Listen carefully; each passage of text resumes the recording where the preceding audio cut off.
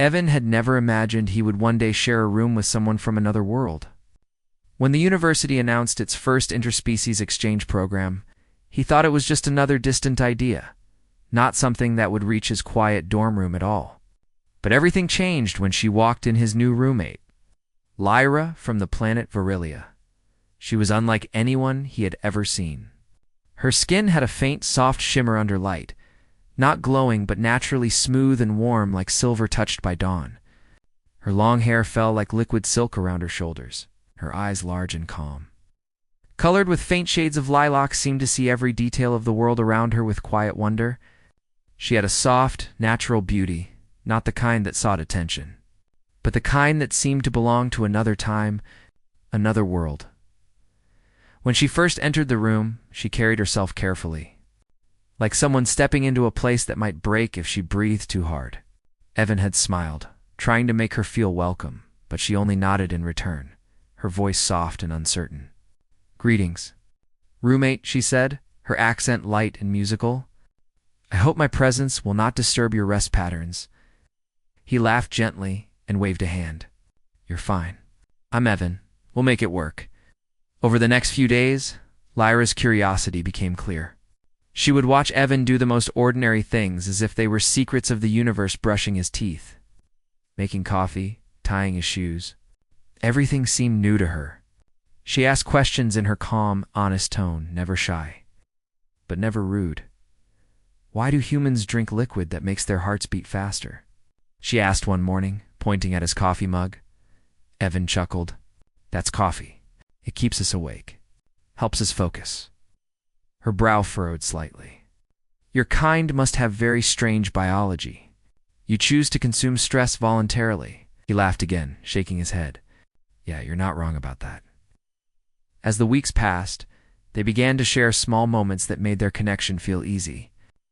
Lyra often sat near the window, watching the rain, her delicate hands pressed to the glass. She told Evan that her world rarely saw rain. It was a dry planet with crystal winds, not clouds. Sometimes she asked him to describe what it felt like. He said it was like the sky was washing everything clean, and she listened closely, her head tilted, as if memorizing his every word. What fascinated her most, though, wasn't the weather or food or even music. It was the way humans interacted with each other.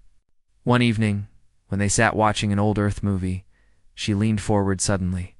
The characters on the screen were holding hands, crying, smiling, their faces full of emotion. "Why are they doing that?" she asked softly. Evan looked at her. "Doing what?" She pointed to the screen. "Touching like that, crying and then laughing. Their bodies respond to emotions in very physical ways." "Why?" he smiled. "That's just what humans do. We show what we feel." Lyra blinked slowly, as though processing a concept that didn't fit her logic. "You mean emotions control your physical actions?" "Pretty much," Evan said, still smiling. "We're not very good at hiding what we feel." Later that night, after Evan fell asleep, Lyra stayed awake. She sat at her desk, opening her small silver notebook, a recording device from her world. Her gentle voice whispered to it, "Observation number 32. Humans express emotion through direct contact and facial changes. The male subject, Evan, often uses smiles as social reassurance. The function of this action seems illogical, yet it stabilizes group harmony." She paused, glancing at him as he slept. For some reason, she smiled faintly herself before continuing. Conclusion: still unknown. The next day, she asked even more questions. What does it mean when humans form families? Why do you celebrate someone's birth? Why do you risk heartbreak if emotional bonds hurt? Evan tried to answer them all, though half the time he wasn't sure how. "We just do," he said once. "It's part of what makes life worth it." She looked puzzled. "Worth what?" He shrugged. "Everything." Lyra didn't understand that answer, but something in it lingered in her mind. One quiet evening, she was studying human biology for a xenobiology class. She sat cross-legged on her bed, her datapad glowing softly as she read an Earth file titled Human Reproduction System, Emotional and Biological Aspects. It was meant to be an academic text, but to Lyra, it read like something deeper, Her people didn't reproduce through emotion. On Varelia, the process was designed in laboratories, precise and efficient. Bonds between partners were chosen by genetic compatibility, not by choice or affection. The word love existed, but it meant comfort, not chaos. Yet here on Earth, she was discovering something far more unpredictable. When she reached a section about how humans bond emotionally before reproduction, she stopped reading. She whispered softly to herself, "You create life from feeling, not from function." The idea shook her. It wasn't just physical, it was emotional creation. Two beings trusting each other enough to create something new together, without any guarantee it would succeed. That night, when Evan walked in after class, she looked at him differently. He noticed the shift right away. "You okay, Lyra?" he asked. She hesitated. "Evan, when humans create new life, is it true that emotion is part of the process?" He blinked, a little unsure how to answer. Yeah. I mean, emotions are a big part of everything humans do, even creation." He nodded slowly. "Especially creation. We connect first, emotionally. It's what makes families, friendships, everything." She fell quiet, her eyes soft but full of thought. "That is very inefficient," she said softly, "but also very beautiful."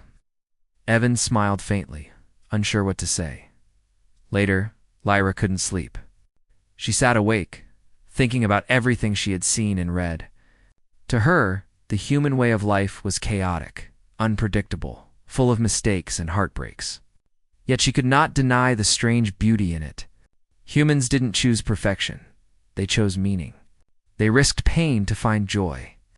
They built trust, not through logic, but through fragile emotions that could shatter at any time. She watched Evan as he worked at his desk, his face lit by the soft glow of his computer screen. His expression was focused, peaceful. He didn't know she was watching. There was something simple yet powerful in that moment, the quiet heartbeat of a species that refused to live without feeling. When he finally turned off the lights and climbed into bed, Lyra whispered softly to herself, "Maybe chaos is not weakness. Maybe it's life itself." A few days later, during one of their classes, Lyra was chosen to present her early research findings about human emotional bonding. Standing before the audience of both human and alien students, she spoke in her calm, precise tone. Humans are a paradox. Their biology is fragile, their minds unstable, their emotions unpredictable. Yet these same weaknesses create a strength that no calculation can reproduce. They form connections not for survival, but for meaning. The hall was silent for a moment after her words. Even Evan, sitting in the back, felt a strange pride rising in him.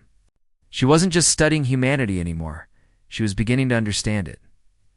That evening, as they returned to the dorm, Lyra looked at Evan and said softly, "I think I finally see why your kind survives so fiercely. You live through each other." He smiled warmly.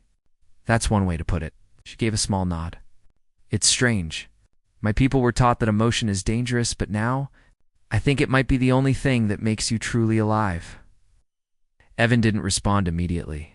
He simply smiled again, a quiet understanding in his eyes. Lyra turned away, gazing out the window at the stars. For the first time, they didn't seem so far away. When the room grew silent, she recorded one more note in her alien logbook. "Observation number 51, she whispered. "Humans are not only biological beings, they are emotional creators. Their reproduction is not just of life, but of feeling. They do not build with perfection. They build with hope." Her voice trembled slightly as she said the last words. She closed the notebook, her heart beating in a rhythm she didn't recognize, and when she looked across the room at Evan, sleeping peacefully, she finally understood something her science had never taught her. Humans didn't just live, they felt their way through the universe. And maybe, just maybe, that was the greatest discovery she had ever made. Lyra's research about humans had spread quietly across the university. Some alien students found her reports strange, even foolish.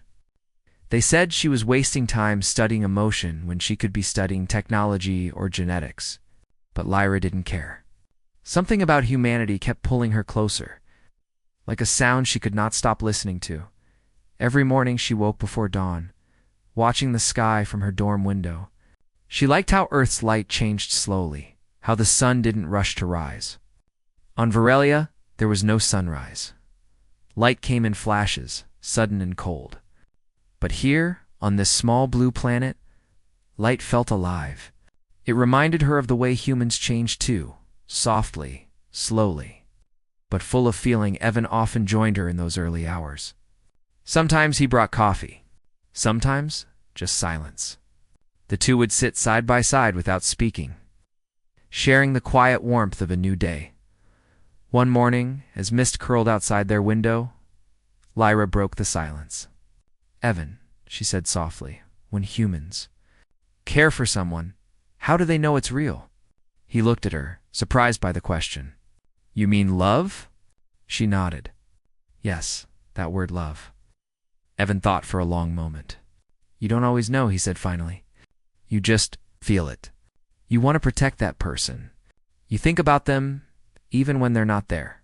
You do small things for them without expecting anything back." Lyra tilted her head slightly, thinking. "So it cannot be measured or proven?" He smiled. "No, that's what makes it special." Her expression softened, almost like a child trying to understand a puzzle with no right answer. "My people would never accept that," she whispered. "They believe everything must be logical. Emotion clouds reason." Yvonne leaned back. "Maybe, but reason without emotion is just calculation. And humans aren't calculators." Lyra didn't reply, but the way she looked at him said she was thinking deeply about his words. That day in class, she couldn't concentrate. Every time she looked at her tablet screen, her mind drifted back to that conversation. She imagined what it would feel like to care without proof, to feel something real but unmeasurable. The idea scared her, yet it also made her feel alive in a way she couldn't explain. Later that evening, rain began to fall again.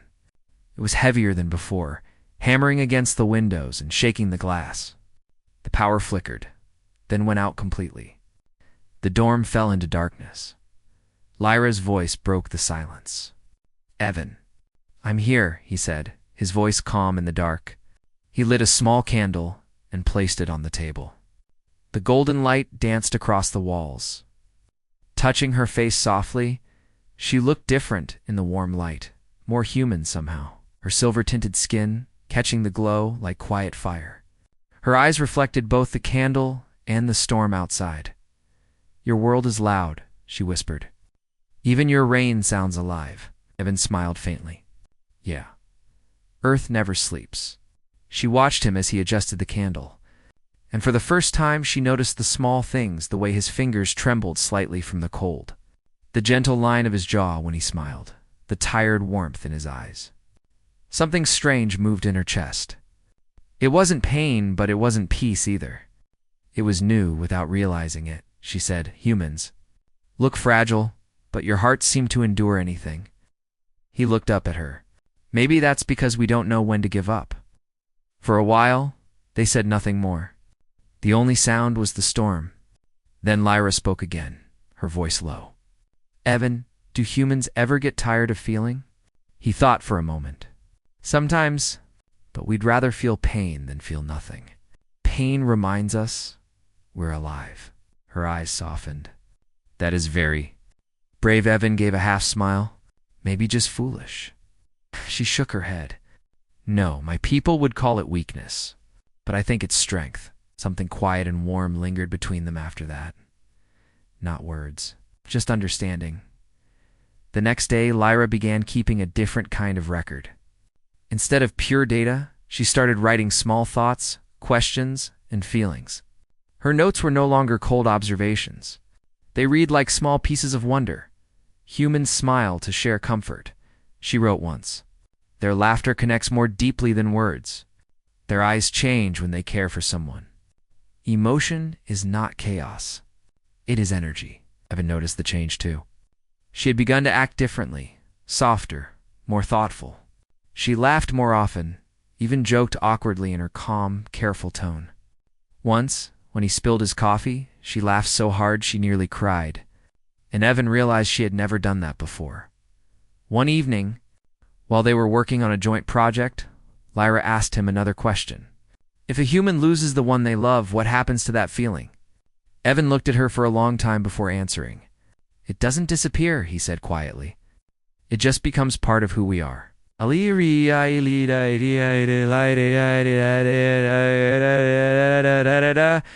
Lyra touched her chest softly. That sounds heavy. It is, he said. But it's what makes us real. Her gaze dropped to the table. Maybe that is why humans create art, she murmured. You cannot contain what you feel, so you give it shape. Evan smiled. That's a good way to put it. Over the next few weeks, their friendship grew naturally.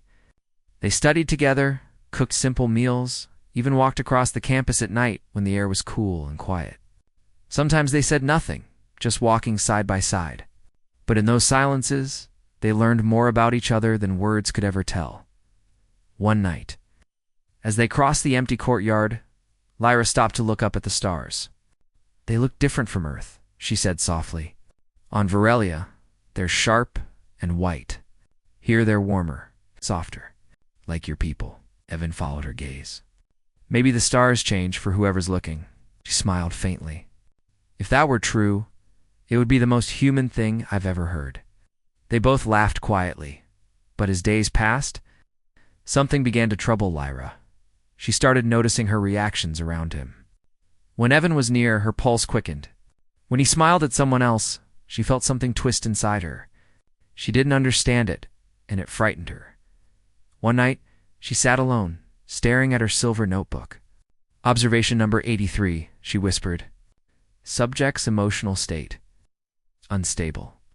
I find myself reacting to stimuli involving the human male, Evan.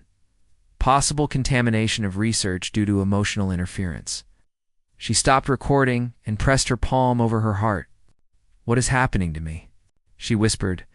The next day, she tried to keep her distance, speaking less, focusing only on studies.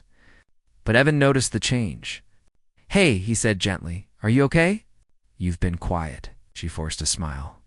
Just focused. He nodded but didn't believe her. That evening, after class, he brought her a small cup of tea. My mom used to make this when I was stressed. It helps. She hesitated, then took it. Thank you. The tea was warm and sweet. The simple kindness in his gesture made her throat tighten. For a long moment, neither of them spoke. Then she said quietly, Evan, maybe my research was never about your species. Maybe it was about understanding myself. He smiled softly. That's what happens when you study humans. You end up learning about your own heart. Her eyes met his. Something silent passed between them, not scientific, not logical, just human.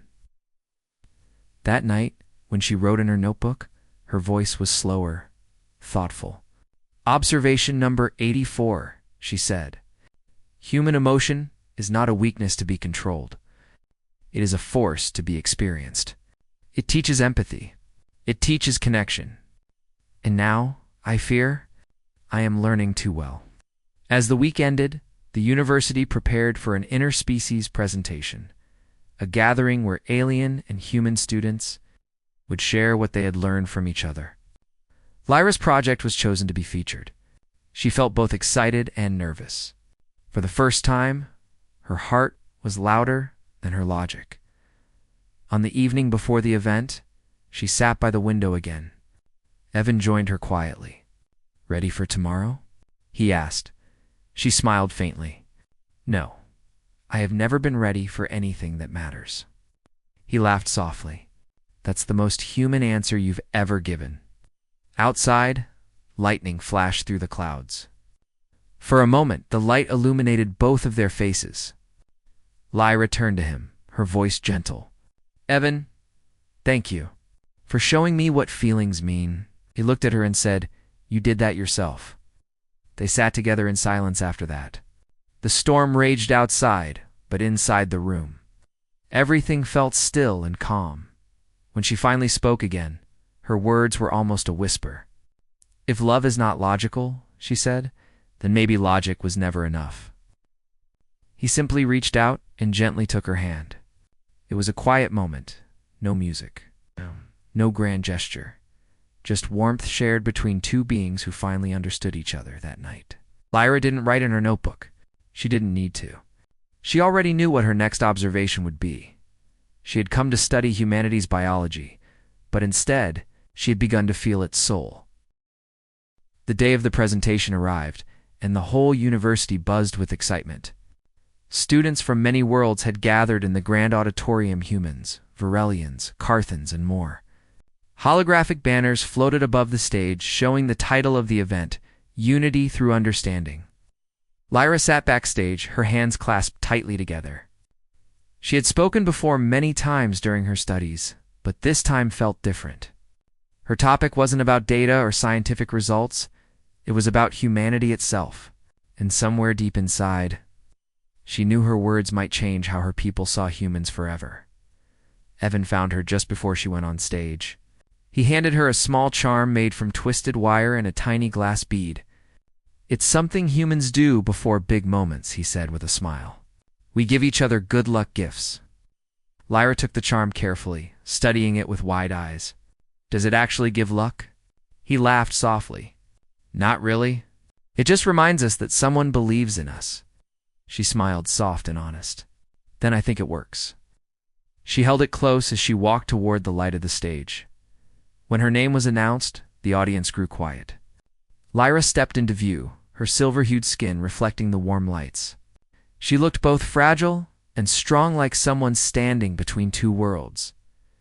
She began calmly, her voice steady. "My research topic was originally titled, The Emotional and Biological Study of Human Reproduction. But as I continued my work, I discovered that my subject was far larger than biology.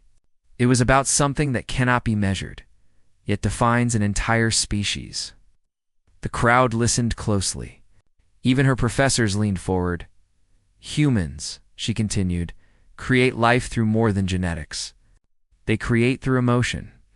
Every choice they make, every bond they form, every risk they take, it all comes from feeling. They do not reproduce for survival alone. They do it because they hope, they care, they love." A soft murmur spread through the hall. Some alien scholars frowned, whispering to each other. Others simply looked intrigued. Lyra went on, her tone becoming warmer.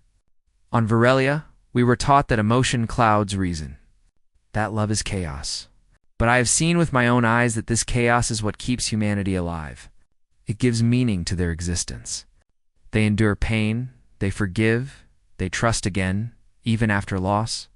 That is not weakness. That is courage." As she spoke, Evan watched from the audience, a proud smile on his face. She no longer sounded like a foreign researcher. She sounded like someone who had found truth in the heart of another world. Lyra ended her speech with quiet conviction. "If logic builds progress," she said, "then emotion builds purpose. And without purpose, no progress can last." For a long moment, silence filled the hall. Then, slowly, people began to clap. It started with the humans, but soon, even the alien students joined in. The sound grew louder until it echoed across the entire room. When Lyra stepped off the stage, her heart was racing. She had never felt so alive. Evan was waiting for her near the side door, his eyes bright. "You did it," he said. "That was incredible." She laughed softly, the sound light and free. "I was terrified. You didn't look it." She looked down at the charm in her hand. "Maybe your human luck worked after all." That night, her report went viral across the interspecies networks. Millions watched her presentation. Some alien leaders praised her courage. Others criticized her ideas. A few called her a dreamer. But Lyra didn't care anymore. She had seen something real, something no report could erase. Weeks passed. Life returned to normal, or almost normal. But something inside her had changed completely. She no longer saw humans as subjects of study. They were teachers, mirrors reflecting the part of her species that had been forgotten long ago. One evening, she and Evan sat under the open sky near the campus lake. The water shimmered with the reflection of stars. She broke the silence first. "When I first came here," she said, "I believed emotion was a defect. Now I think it's the most advanced form of intelligence." Evan smiled.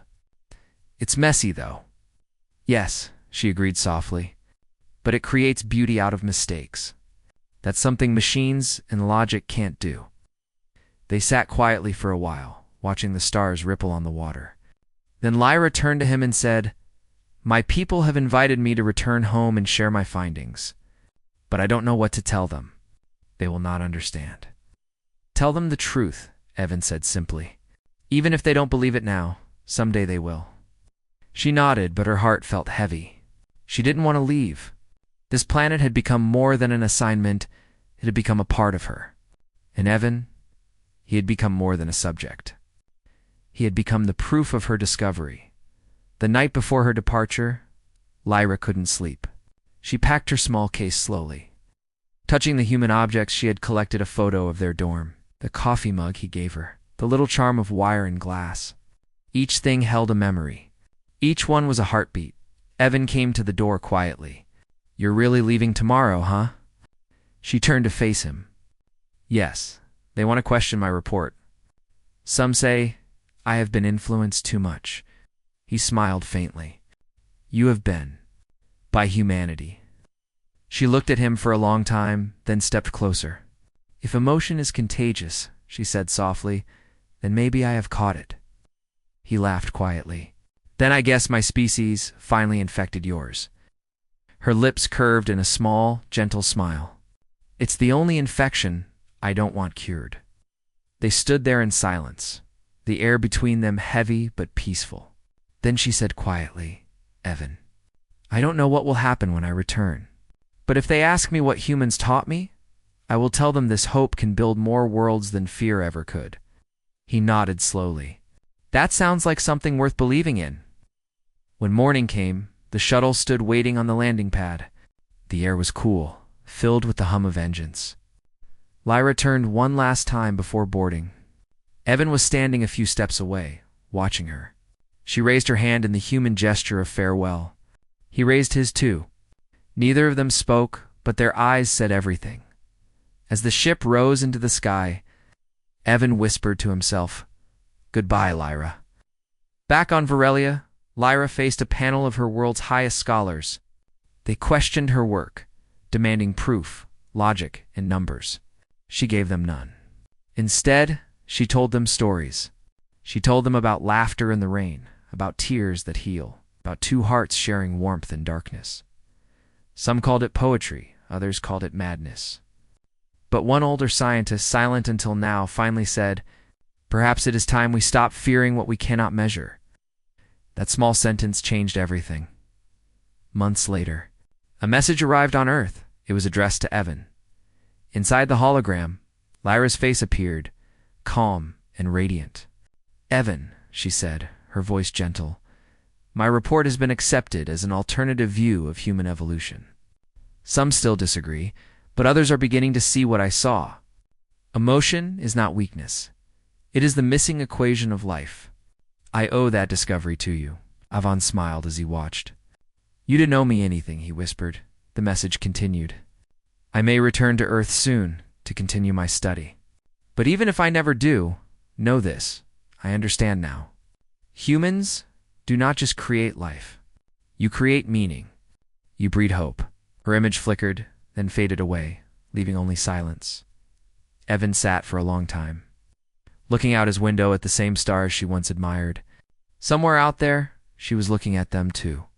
He whispered softly, "Guess we're not so different after all, and far across the galaxy?" On a silver world full of reason and science, a young alien woman stood beneath a glowing sky, holding a small human charm made of wire and glass. She smiled faintly and recorded her final note in her logbook. "Observation number 112. She said softly, "Humans breed not only through biology, but through love, through trust, through hope. Their hearts defy fear. Their weakness is their strength. I came to study their kind, but instead, I became part of what makes them human." She looked toward the stars, toward a small blue planet she would never forget. And as the night winds of Varelia brushed her face, Lyra whispered the final words of her report. End of study. Beginning of understanding.